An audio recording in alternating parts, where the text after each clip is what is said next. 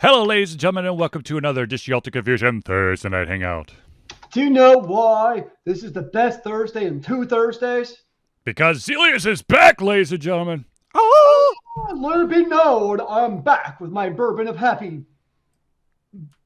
Happiness. Let's just go with that. Well, I was trying to figure out another alliteration, but I just had nothing there.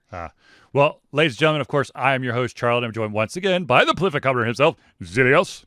It is good to see you live and on the TV, sir. Yes, it was a little bit sad. We had at least one, maybe two viewers who were like, what the hell? Where's the Thursday Night Hangout? And I was like, Zealeus left me. I know, man. You bastard.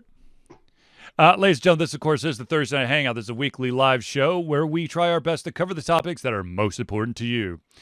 If you haven't yet submitted a topic or question, have no fear. You can drop it in the chat. We'll add it to the show.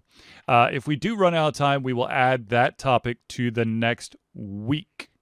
So, without further ado, ladies and gentlemen, let us jump into the news. All right, first and foremost, unless you've been living under a rock, you do know that Twitch got hit bad. They had oodles and oodles of data stolen. Well, they basically had a huge hack. They stole source code, payment information. But here's the thing: the people who are most pissed off about this are, of course, the big name like Twitch streamers. So basically, from my understanding, they got 10,000 streamers information for their pay. So I can imagine why they'd be upset about it. Well, now they can't. Well, I mean,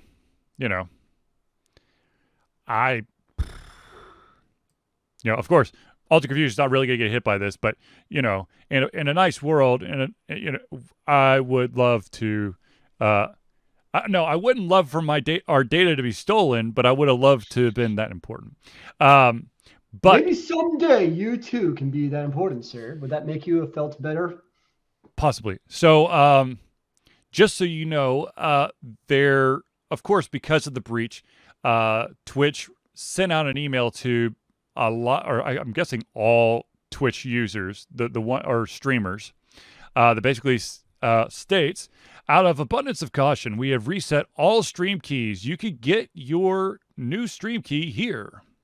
I did see that. But here's the thing: if you have OBS, you do not need to take any action. OBS users that have not connected their Twitch account to OBS will need to copy their stream code, which we use OBS, so we're cool already, and we don't need to do anything else. That we know of. Yeah, well, I mean, we're streaming right now. I could see that we are live on Twitch, so I know the stream key is correct for now. We think we are good, but you never actually know until you come in one day and the world stops working. Yeah, that damn world. I mean, the world has been known to cease to exist. You never know. I mean, Facebook went down, last week? And the world ceased to exist for however many hours that was. Maybe that was in a good way. It was interesting because so many people were panicking. Like, I can't get my clickbait bullshit. But were people I never saw anybody actually panic. The only thing people I saw panic about were in reference to people panicking. I never actually saw the panic. But it was just people being like, everybody's freaking out. Zealeus, where are they going to post their panic? Facebook. But Facebook is down. Exactly. So they had to internalize it. Most people were like, whoa, this is great. They were all in their room, crying, balled up in the fetal position, thinking the world will never be the same. I don't know. I think most people are fine with it. I beg to differ. I don't know, man. All those soccer moms out there, dude. Well, perhaps you should People play people of more our tennis generation, and less. our generation probably could give two shits about it, but the youngins and the soccer mom age people were probably freaking the hell out. Well, Although the perhaps you youngins have should. probably dropped over to whatever the hell. They could go to like Instagram. Oh wait, no, No, never mind. that's down too.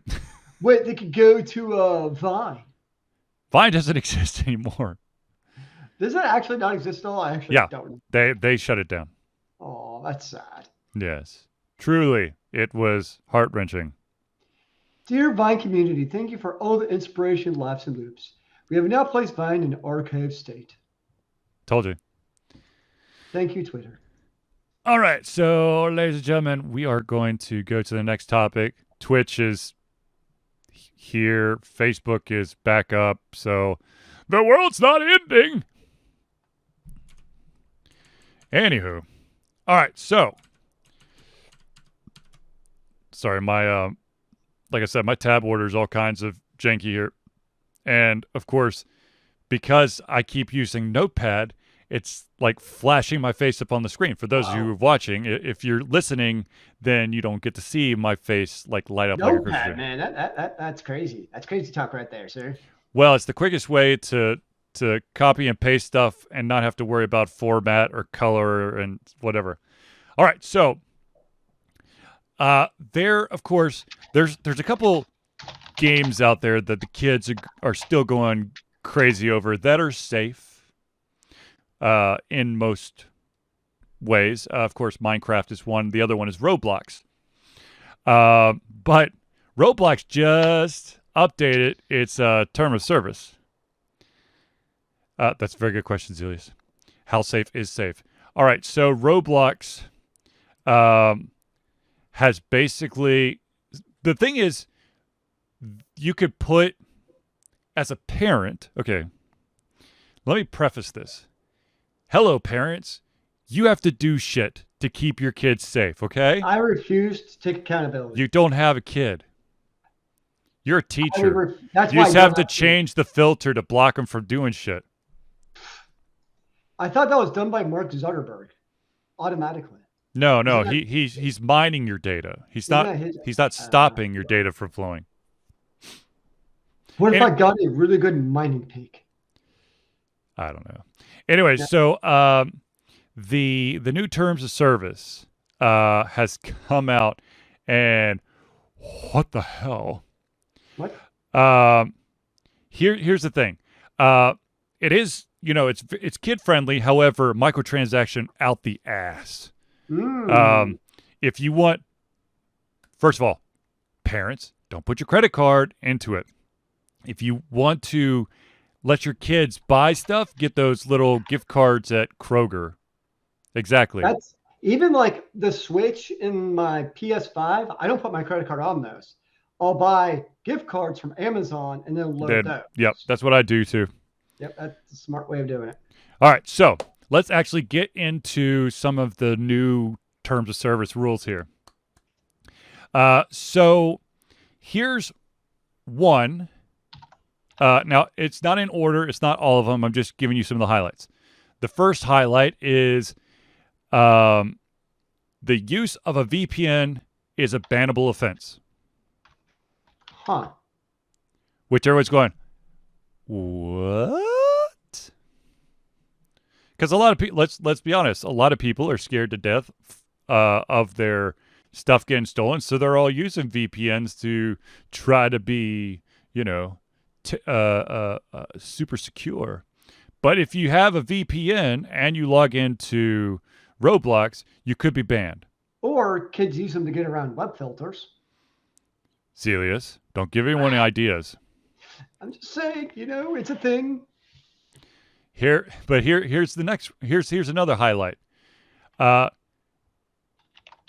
No acts of physical affection in the games. So you can't do romantic gestures like kissing or even holding hands in game now, because that will get you banned.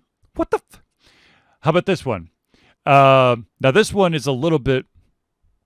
Roblox is a lot of people out there like to build their own game with, with art assets and all that stuff.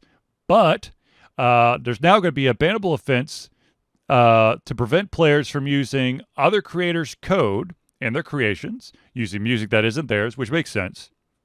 But here's where it gets using brand logos and designs, sure. But this is the one that really makes people scratch their head.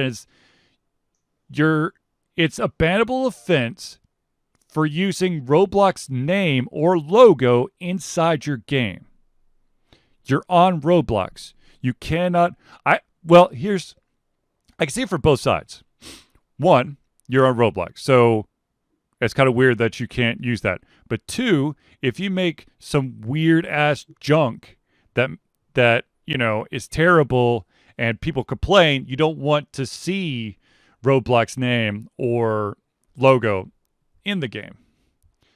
But still, it's a little weird. So they can ban me for talking about Roblox inside of Roblox? Aha! And that's the last one. There is a very good chance that you will be banned for saying Roblox in the chat in the game. Dude, Roblox is the best game ever. Bam! Go! Gone. Hey, Exactly. how do you play Roblox? Bam! Boom! Done. What if I swap an O for a 0? Oh, crafty. I don't know if they would catch that yet.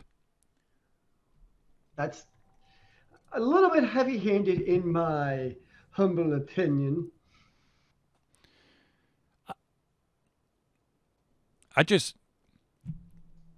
Wow. I mean, it's ridiculous.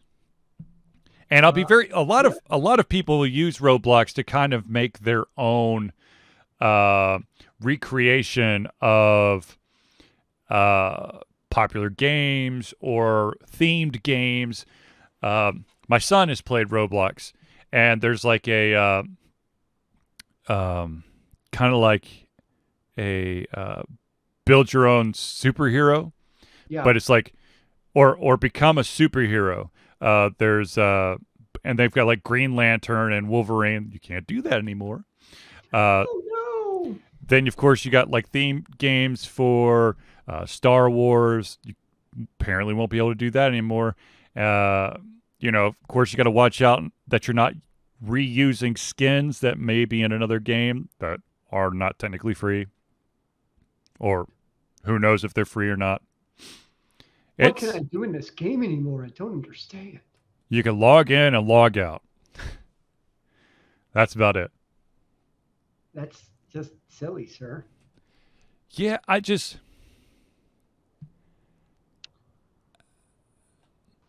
it'll be very interesting to see. I wonder if they will roll back some of this stuff. Or is it almost like a CYA where if people are behaving themselves, they won't, but if somebody is misbehaving, they get like, aha! It would kind of be my, wonder / curiosity, I guess. You know what I mean? Yeah, I mean, I don't know. I mean, I think it's ridiculous that, you're going to ban people for using a VPN. Yeah. You're going to potentially ban people from saying Roblox in the chat. That's ridiculous. Because that's just ridiculous. And then like the romantic gestures, like you can't do, the emotes, hug, kiss, hold hands. That's they're removing that or something. That's just weird. That's just really weird. It's kid friendly. It has to be friendly to the kids. Kid friendly, except for all those microtransactions. Well, of course they got microtransactions. Of course, they got to make their money somehow. I mean, they all want the moonies, as you like to say, sir. Du Monet. All right. Let's talk about Gearbox. And their change up on top. Sort of. Kind of. Not really, but sort of. So, Rainey Pitchford was one of the co-founders of Gearbox Studios. He was also the CEO and the president. But he is now stepping down as the president, and a gentleman by the name of Steve Jones, who is currently the chief technical officer, the CTO, will become the new president. What Pitchford will do is he's actually pivoting over to become the president of the brand new division called Gearbox Studios. Not Gearbox Software, but Gearbox Studio. And the studio is focused solely on film and TV projects centered around their IP. And the first, of course, being the live-action Borderlands movie. Of course. So they know that they're going to want that, and I'm guessing then even more to be able to do that. Of course. Now, what that means is that Steve Jones will lead all production and development activities at Gearbox Software and oversee the multiple AAA titles that are currently in development. However, Pitchford still technically has a hybrid CEO role in Gearbox Software. Man, this is confusing. To help streamline things or to smooth potential issues down. So he's basically like a Mr. Fix-It. If things don't seem to line up, he'll jump in and go like, this is what you need to do. You know, the funny thing is, I actually accidentally met Randy Pitchford at PAX Prime. Yeah, PAX Prime. Or back when I went, it was just PAX because there's no other PAXs. And I was actually talking to him. I was like, I know this guy, but I couldn't remember who he was until he walked away. 5 minutes later, I'm going, oh my God, that's Randy Pitchford. And I just had a conversation with him. We're just, how's the convention? How you doing? Busy schedule, blah, blah, blah, blah. He seemed like a cool guy at the time. I guess he's still a cool guy. He's just got other projects now to oversee. So does this mean that now Apple's going to want to expand into, not Apple, good glory. Gearbox is going to want to go into more intellectual, endeavors. You may build more brands? Pretty much, yeah. So let me just check. Let's see. Gearbox. Or try to do like more, movies or stuff outside of, they're doing the movie, but maybe like anime or, something like that, or cartoons, whatever we call them. Your TV shows. TV shows or comic books or graphic novels. They've already got graphic novels. More graphic novels. So let's see here. They've got Borderlands. They've got Brothers in Arms. They've got Duke Nukem. They've got Half-Life Opposing Force, Half-Life Counter-Strike, Half-Life Blue Shift, Half-Life PS2. They have Homeworld. They have, let's see here. Let's look at the crazy ones here. Aliens, Colonial Marines, Battleborn. Is Battleborn still alive? I think it's dead. Samba del Amigo. Maybe that's how they're going to make it come back to life. Duke Nukem Forever, man. TV series around Duke Nukem Forever. That will do well in this environment. No, I think they're going to be honest with you, I think they're going to milk the Borderlands franchise. They already have. They got Borderlands 1, 2, 3. They've got Borderlands 2 VR. They've got Tales from the Borderlands. They got the prequel. And now they're going to have the movie. I would not be surprised if you see some sort of, I would guess, CG like TV show around the life of one of the characters in Borderlands. Based on what we saw, like with other animes like Castlevania and Dota and other stuff, I think they could actually do some really cool stuff. You already have the whole story with, Lilith and the Crimson Raiders and all that stuff. They could actually do a lot of interesting stuff with that. Oh, yeah, absolutely. If they choose to go that way. And I think it would actually lend itself really well to an anime. Yes. Well, that's what I think it's more along the, that's why I went with a CG look. is what I was, you know. I don't think like I mean I know it's a movie, but I think I'd actually be more interested in an anime or CG than the live action version, to be honest, because that's to me what Borderlands is. But to be honest with you, it's probably you could probably. Well, I mean, the thing is, you could pump it out faster live action than you can with the animated. Which is crazy because it seems counterintuitive. That rendering time is a bitch. They just need more CPUs, man. More pipes for the CPUs. That's exactly how you fix it. Just add more pipes. Can't they just make it go faster? Isn't there a button or something? Sure, why not? Just add more RAM. It fixes everything. Each stick will reduce the time by 3 seconds. You know, maybe we're wrong. Instead of SSDs, we should actually go back to spinning hard drives. Maybe that's our problem. Maybe we're doing this all wrong. Tape, baby, tape. Ooh, now you're taking my language. No, punch card. Vacuum tubes. Yeah. Oh my God. Let's count out the zeros and ones and an abacus. Sure. Yeah, absolutely. Let's do it. Just do it by hand. I'll be fine. Just actually, yes, I like the idea. Just do the cartoon old school and just do it by hand. Don't even flip book it. Have somebody doing flip book for a half hour. No, for an hour and a half. Yes. See, I don't know why the Gearbox doesn't hire us for these brilliant ideas. The forearms probably be burning. We build a machine to do the flip book for us that looks like Claptrap. That would be cool. I'd be down for that. See? I would.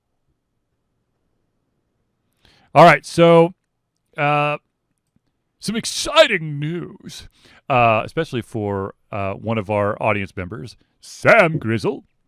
And that is EA is hosting a series of betas around their brand new Battlefield game called Battlefield 2042. This is a first-person shooter. Does it already exist? No.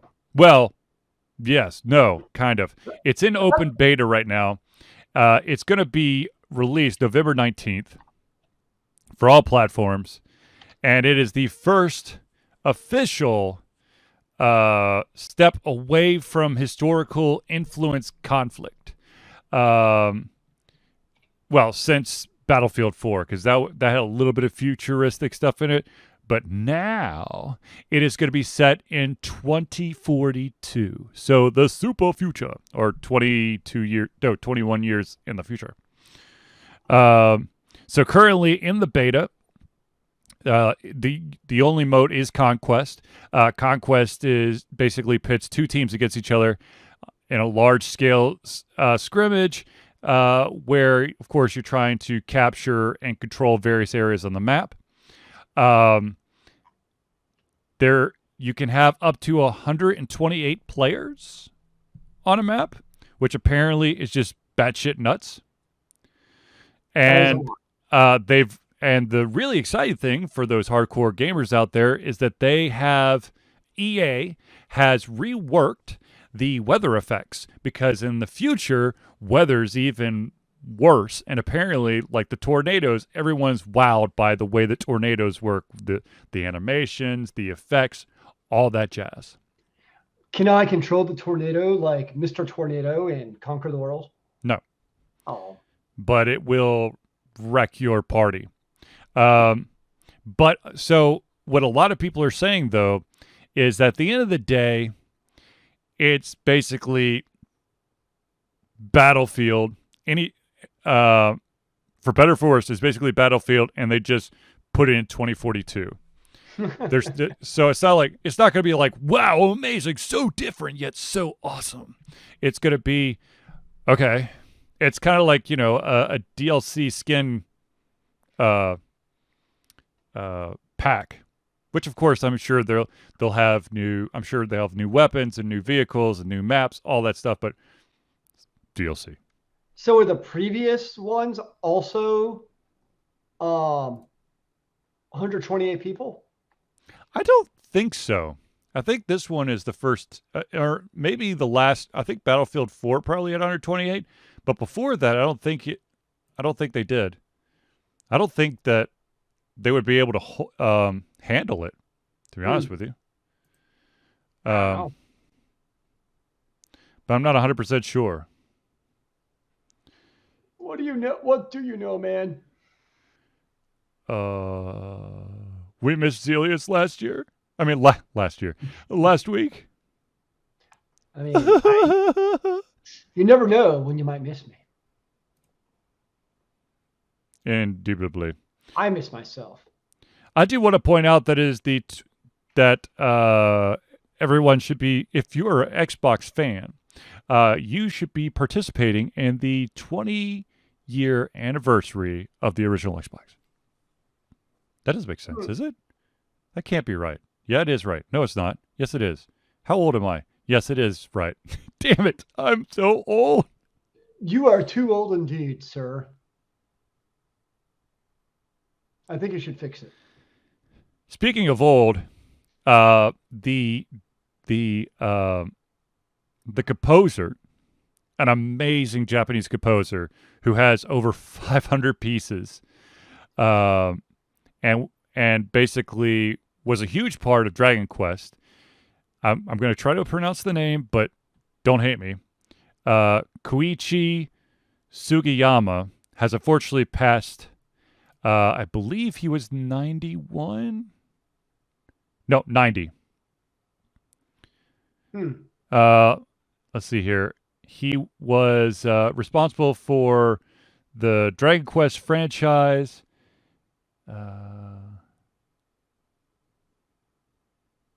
Yeah. And of course, he's also like huge, famous outside of it with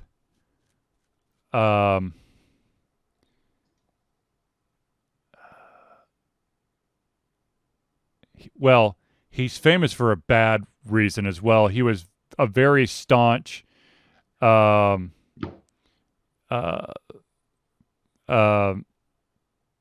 he didn't want kids educated in LGBTQ matters.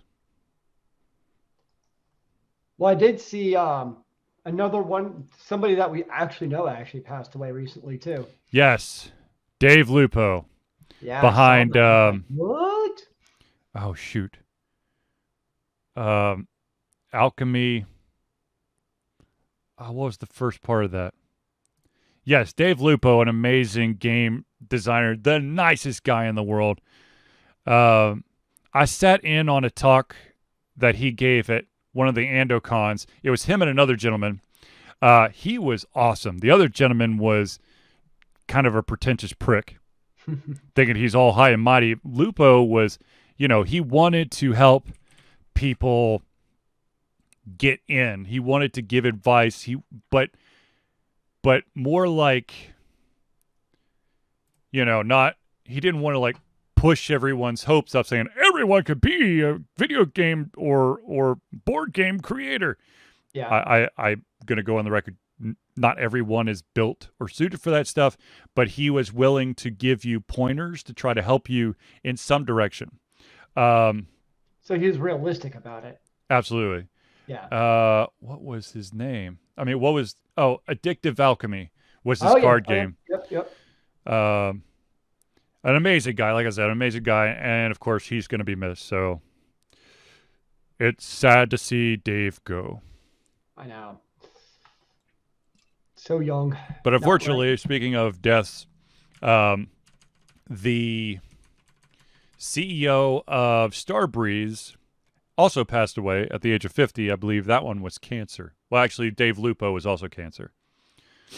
Cancer, just not cool, man. Damn you, cancer! If anyone out there knows someone who's had cancer, either they beat it for now or they lost it, our hearts go out to you. My sister, thankfully, is in remission from her leukemia, non-Hodgkin's. No, sorry, not leukemia. Lymphoma, non-Hodgkin's lymphoma. Same thing. My brother with esophageal / stomach. He's in remission also. He actually just went in the other day for a follow-up examination, and everything appears to be all good, which you always hope for, because that's always one of the unfortunate worries with cancer, is that it's going to come back and bite its rear head again. And we all pray and hope it does not, obviously. Yep, that son of a bitch keeps trying to rear its ugly head. So, ladies and gentlemen, we are huge supporters of getting yourself screened. And your junk screened. Well, basically, make sure that you're all good. For dudes out there, get your junk screened. For ladies out there, get your ladies up top and down below checked out, because a lot of, breast cancer, ovarian cancer, that stuff's, Yep. That's no joke. And unfortunately, it takes too many people. And the unfortunate thing is that because of COVID, doctors' offices are seeing a drastic decrease of especially elderly people getting screened for cancer and other illnesses and whatnot. So please, if you have the ability, get in touch with your doctor. And if you haven't been screened in a while, get screened. I'm actually, I'm going to get my kidney scanned, because my father's side of the family has what's called polycystic kidney disease. So I'm just going to, I don't think I have it, but you always got to check. You always want to make sure, damn it. I agree, sir. So, ladies and gentlemen, we are, I think, within a month of Extra Life happening. 1 month? Are you sure? Yes. So I'm just going to do the Extra Life thing real quick, and then we'll go back to the rest of the show. But I just want to I want to do this shout out real quick. And that is, ladies and gentlemen, for the 10th, that's right, 10th year, 10th year straight, we will... I can't even count that high, man. I know. We will be fundraising through Extra Life. Extra Life is gamers doing what we do best, game, to help sick and injured children at our chosen Children's Miracle Network Hospital. The money that we raise from Extra Life will go directly to our chosen hospital, which of course is Children's Healthcare Atlanta, as unrestricted funds. This means that the hospital decides where and how to spend the money to ensure the dollars we raise make the biggest impact in the lives of the kids they treat. So if you have the capacity to donate, please go to extra-life.org and search for Ultra Confusion and donate today. Now, I do understand that there are people out there who may not be able to donate, or maybe they want more information about joining in on the fun. Go to extra-life.org. There's a lot of stuff you could do. You could just share the information about it to everyone you know. You can create your own team. You can join a team. You create your own solo account. It doesn't have to be video games. It could be card games or board games. It's basically a walkathon, but video game-a-thon for 24 hours. And of course, Ultra Confusion will once again be doing the 24 hours. It's not a time change this time, is it? Or am I going to have to do 25 hours again? I don't know. What is it? Time change 2021 is, I think it is that weekend, November 7th. Damn it. Okay, well, 25 hours of gaming. Because the date you had for it was November, well, at least that's the Extra Life website. November 6th is the... Yeah. So I will start on November 6th and roll over to the 7th, so I'll get caught with that extra hour. Oh, no. Charlie has to game for an extra hour. Nuts. However shall he go on with life? I don't know. Although, I probably should have saved the game that I'm playing right now. That would have taken me, I don't know. I probably was going to take me more than 20 hours.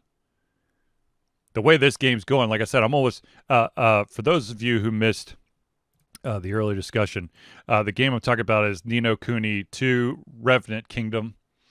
I've already put 9 hours into it, and I feel like I literally just scratched the surface.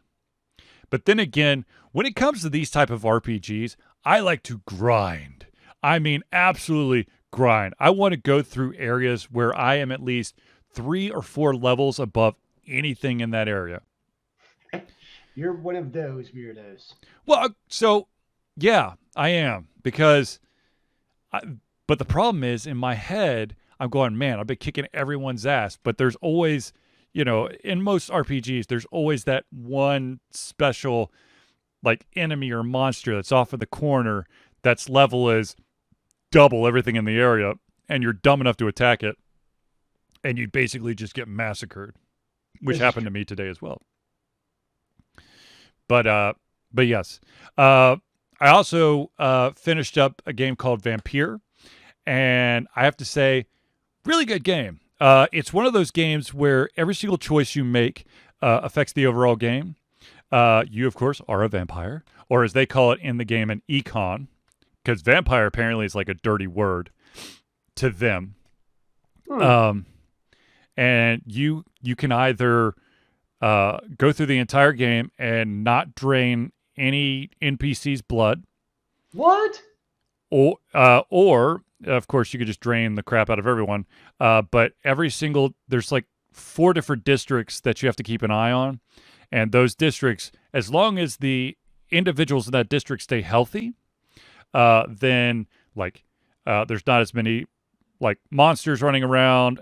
You get better rates on the stores, which I really didn't use the stores all that much, unless it was desperate times called for desperate measures. But there is quite a bit of crafting, and basically in every single area there is a character called the pillar of the community, and you're always going to run into like an ethical dilemma with them at some point during the game, where any of your choices, they usually have 3 choices, and when you choose any of them, it's going to affect the entire community. In a good or bad way? Or is it just kind of vary? For the most part, it's bad. Or at least for me.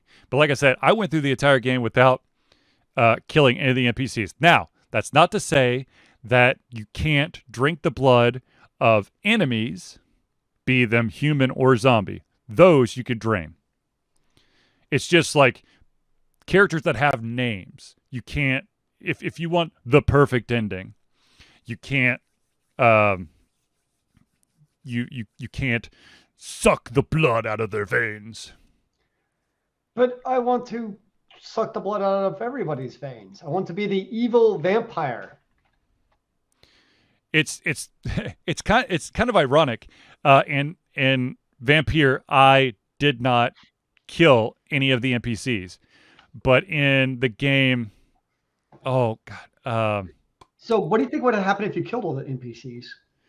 Everything would have gone to shit, and the ending would be shit for me, because I was invested in trying to get a specific ending, and I liked the ending. But if you so much as killed one NPC, you would not get that ending.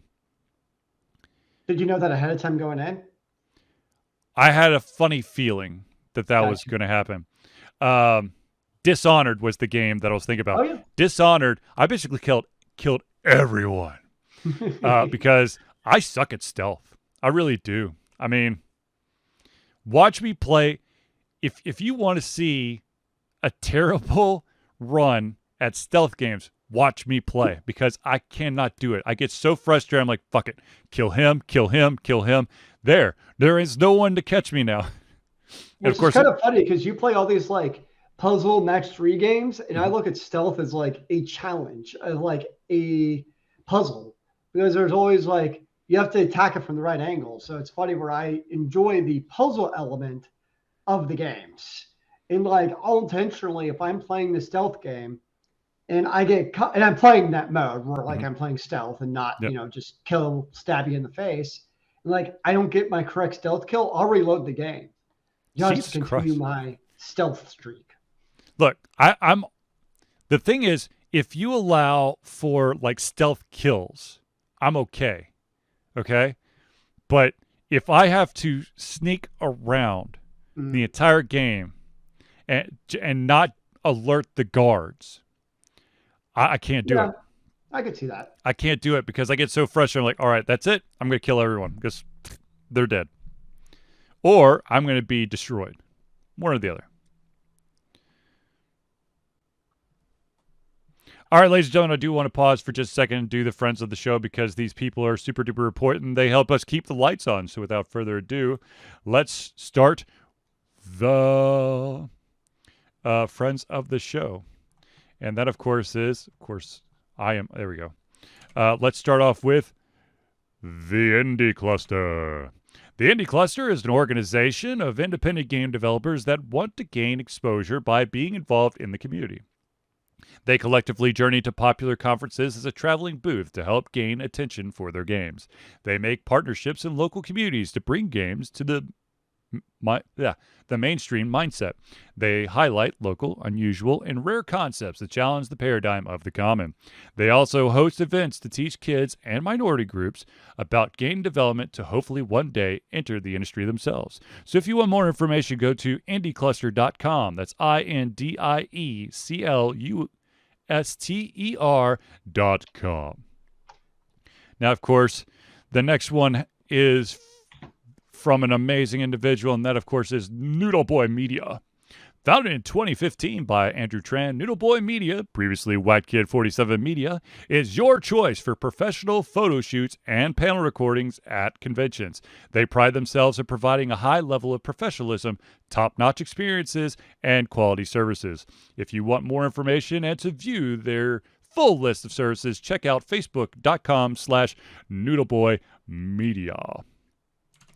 Of course, the next one is basically my hero, or I should say my back's hero and my sinuses hero, and that, of course, is Hero Chiropractic. Hero Chiropractic is a unique healthcare practice set up by Ryan Moore, the company's focus to elevate a patient's experience of freedom, creative expression, and joy. They believe that everyone can be a hero and has incredible heroic potential inside themselves waiting to be unleashed. Hero Chiropractic focuses on mobile chiropractic care in the greater Atlanta area. They are committed to healing clients by creating a plan of action uniquely suited for each person. They make that plan of action as convenient and affordable as possible, and most importantly, suited to your individual needs. For more information, go to herochiropractic.com. So many .coms. Yes, it's a .com world, damn it. Okay, so where'd old .nets go, man? what was the other big one? .biz. No, not .biz. .net, Org. .com, .org. .org. Well, orgs are still kind of around. .edu. .gov. .whatever. .xxl. Sure. All right. For those of you out there who are interested or kind of curious as to how you, too, can become part of the Friends of the Show section, let me tell you about the awesomeness that is Patreon. Ladies and gentlemen, Ultra Confusion survives on the love and support of fans like you, and so we have a Patreon page. Patreon lets you, the fans, lovers, supporters, haters, kind of casual acquaintances, ghosts, zombies, aliens, demigods, regular gods, superheroes, and more to become active participants in the work we love through a monthly membership. This gives you access to exclusive content, community, and insight into our creative process. In exchange, we gain a bit more freedom to do our best work and the stability we need to build an even stronger brand. Currently, we have two different subscription levels. The first one is $1 a month, which is $12 a year. And what that will get you is early access to all our playthroughs. You'll also get to participate in polls to help shape the future of Ultra Confusion. For those of you curious as to what the game is that is currently the early playthrough, it is a game. It's a game called When the Past Was Around. It's not a very long game, but man, it's a tearjerker. Then, of course, the second tier is a $5 tier, which, of course, is $5 a month or $60 a year. And that, my friends, puts your name or organization into the thank you section of each Thursday night hangout. And, of course, you'll also gain early access to the playthroughs and the ability to participate in polls. So, if you have the ability or are very interested in becoming a patron of Alter Confusion, which we highly recommend and will thank you forever, just go to patreon.com/alterconfusion. Patreon is spelled P-A-T-R-E-O. Ooh, my gosh. Let's start again. patreon.com/alterconfusion. All one word. Or if you're on the chat, you can just look in the chat and click on the magic button. Yes, that too. You could do that too. We're full of magic around here, sir. So, okay. We've basically gone through the entire list of topics. So I want to bring up, since I've just played Vampire and I've been playing Noni Kuni 2. These are both games in which your characters level up. Okay? The interesting thing about Vampire, and I want everyone's opinion on this, is that when you complete quests, be it the main quest, side quest, or you kill enemies, you gain experience. But it accumulates. It doesn't actually affect any of your stats until you, as a vampire, you got to sleep during the day. So you do everything you can at night, and then until you're starting to get your ass whooped, and then if you go back to one of your hideouts and you go to sleep. When you go to sleep, that's when you can distribute your experience points. And those experience points, you'll have like a bunch of different skills, be the passive or active or defensive or an ultimate skill. And they basically have kind of like a tree type of mentality for each one. And so what you do is, you'll have your 100, you've got to have 100 XP. You can't halfway do it. You have to have the full number to do the next one. Versus, so you've got that for that way of doing things, which of course, once you've basically once you've assigned X amount of points, that's when your level goes up. Yep. So like each level, let's just say that to get from level 1 to level 2, you got to do 500 experience. So you'll stay level 1 until you sleep and distribute those XP.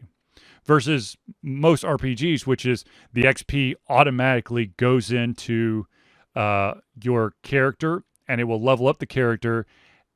There's a potential that you'll get some customization with your skills, or you'll open up a bunch of skills and then you can kind of, pick and choose what you want available during combat. But I'm just curious, which way of, like leveling up do you like? Or does the Vampire one sound like crazy, or is it interesting, or what do you think?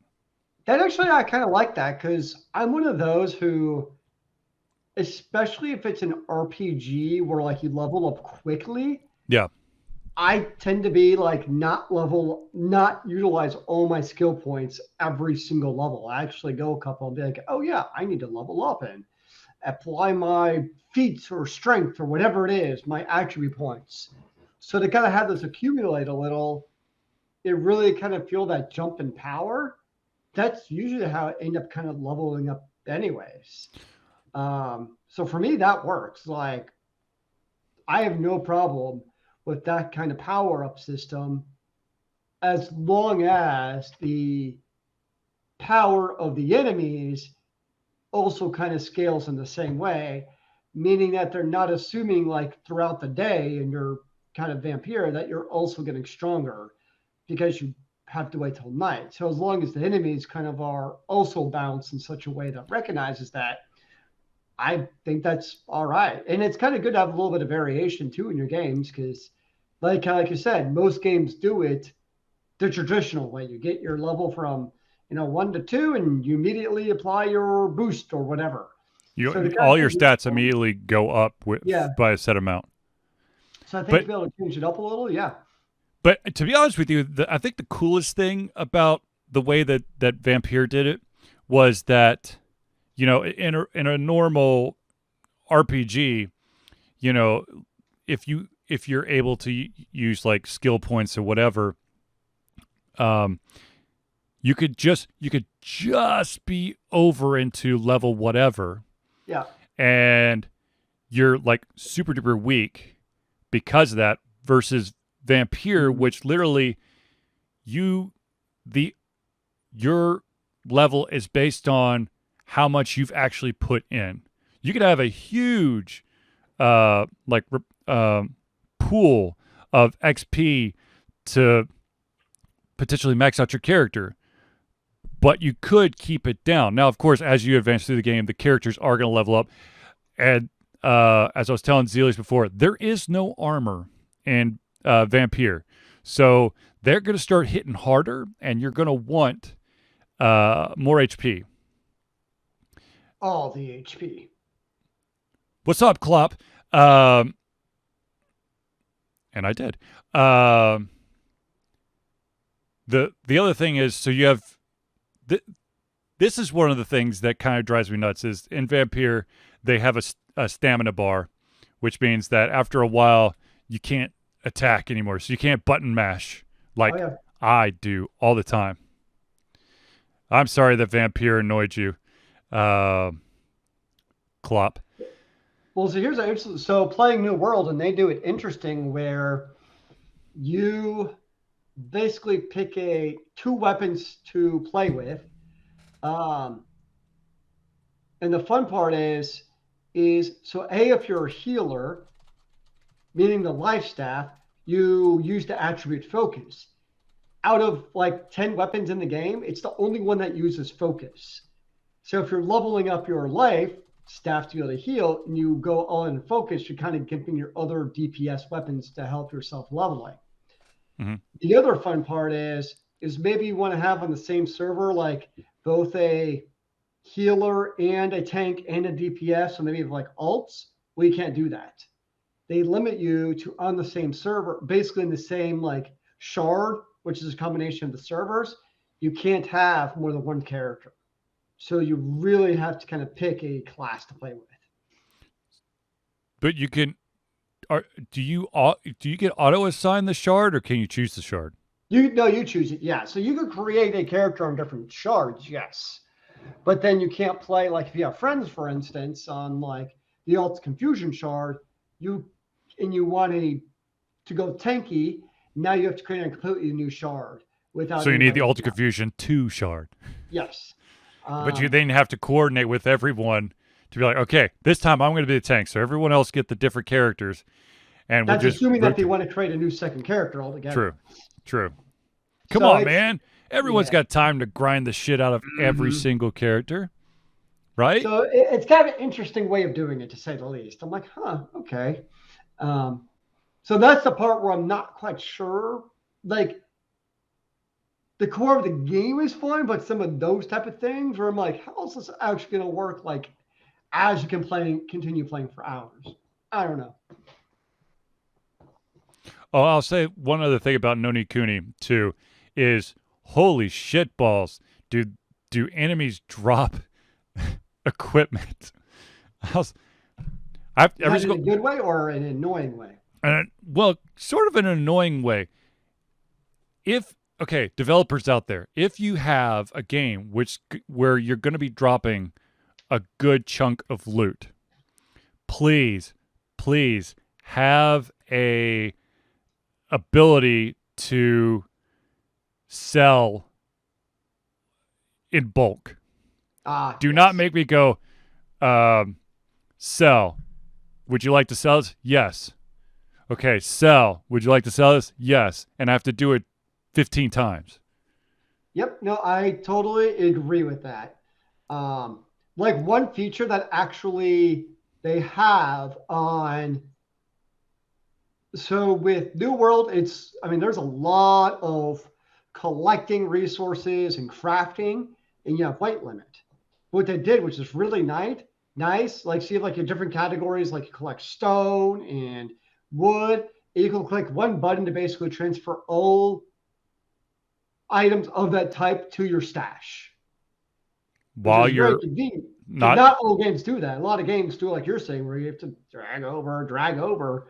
But like, there's some nice little quality of life things where they did that.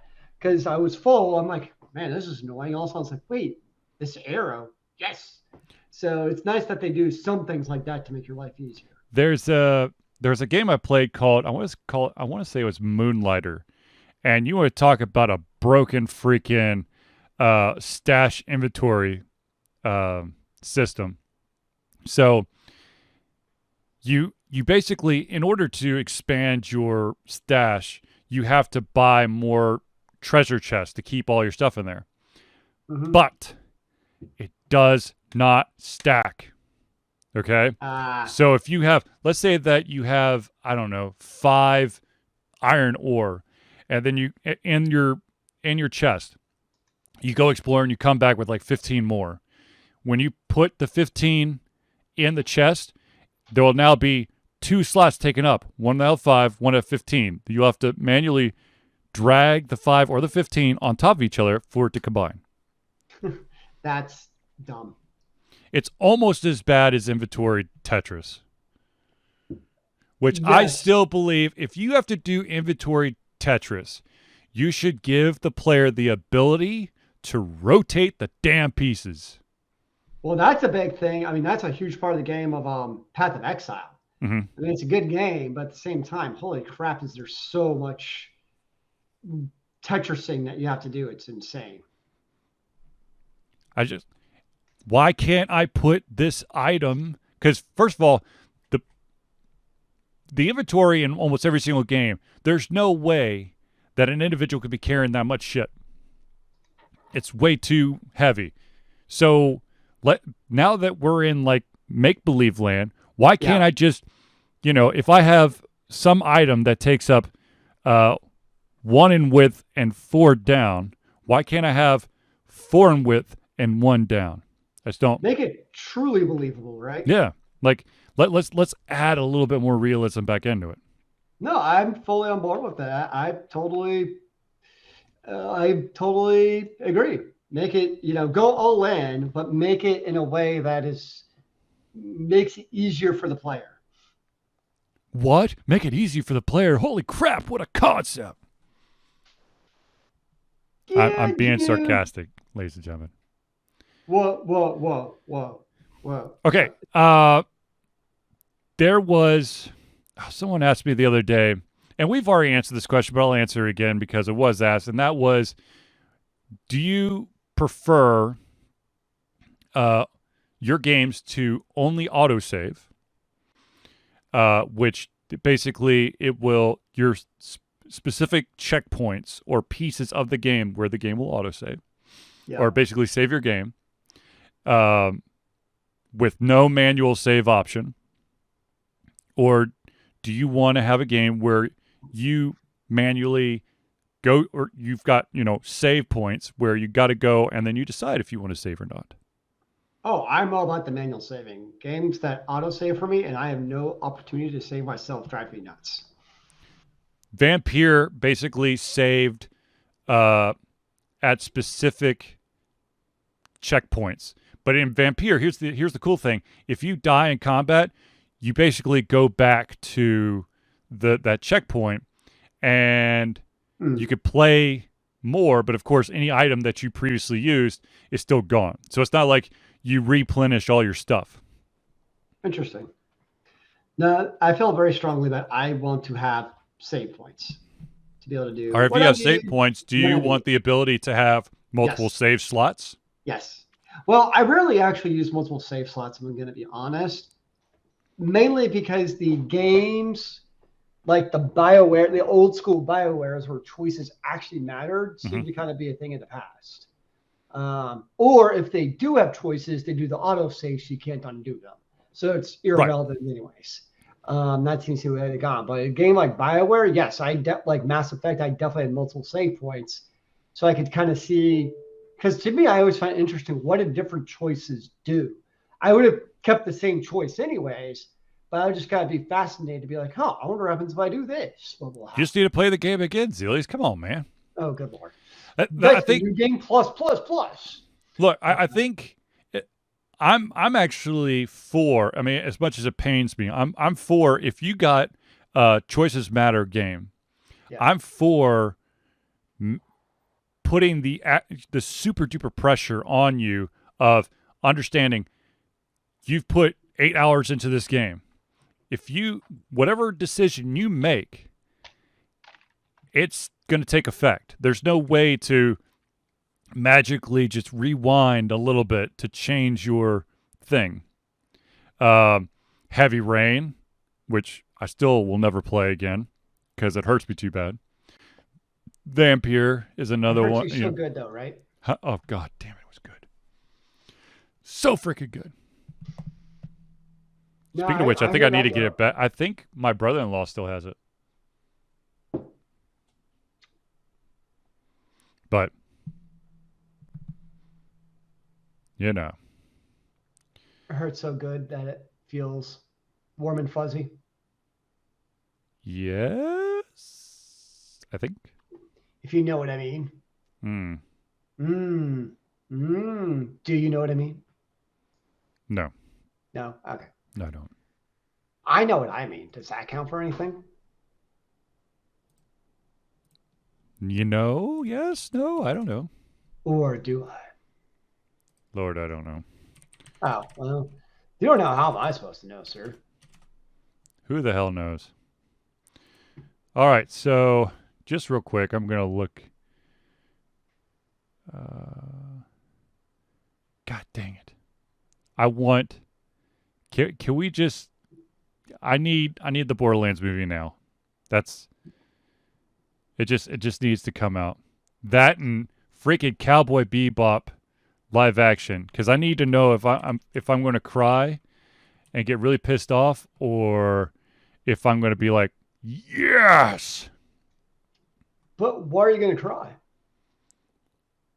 If you ruin something that's basically Cowboy Bebop was my gateway anime. If you fuck that up, I am not going to be a happy camper. I can't tell you how many times I'm not one to rewatch series over and over and over again, but Cowboy Bebop I will watch. I'll watch them if there's an episode on TV. I'll watch it. I mean, it doesn't have to be in order. I feel like you'll find a reason to hate it. Don't worry. Huh? I feel like you'll find a reason to not like it. Oh, I'm sure, but I don't want it to be like maybe the character doesn't really work for me, or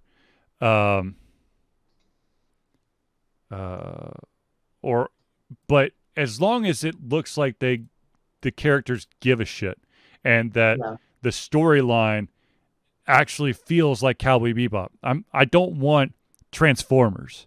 I don't want Monster Hunter or insert other video game name that really had jack squat to do with the actual IP. I still want to watch Monster Hunter. I have not seen it. I don't know what to tell you. I just like Mila Djokovic, man. Oh, absolutely. Yeah. And Tony Jaa. Big bada boom. So, no, I still want to see it, but I wasn't going to pay money for it either. No.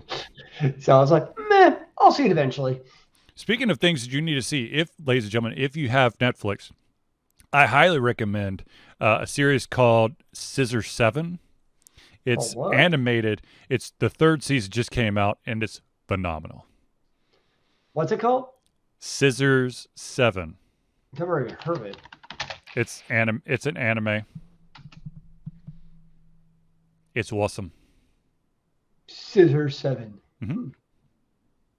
Also known as Killer 7 in China. Yes. Which kind of gives away a little bit of something about the main character. Interesting, sir. Interesting. Highly recommended, though. All right, so ladies and gentlemen, I think we are at the end of the show. Wait, hold on. I'm adding this to my queue. All right, add it to your queue, sir. Okay, it's been added to my list. All right, so ladies and gentlemen, I want to thank everyone for tuning into the Ultra Confusion Thursday Night Hangout. From myself, Charlie, and Zealeus, it's been a pleasure giving you everything come out of our heads, our mouths, and of course, our hearts. We'll be back next Thursday for another Ultra Confusion Thursday Night Hangout. Remember, kids, keep on gaming in the free world. Amen to that, brother.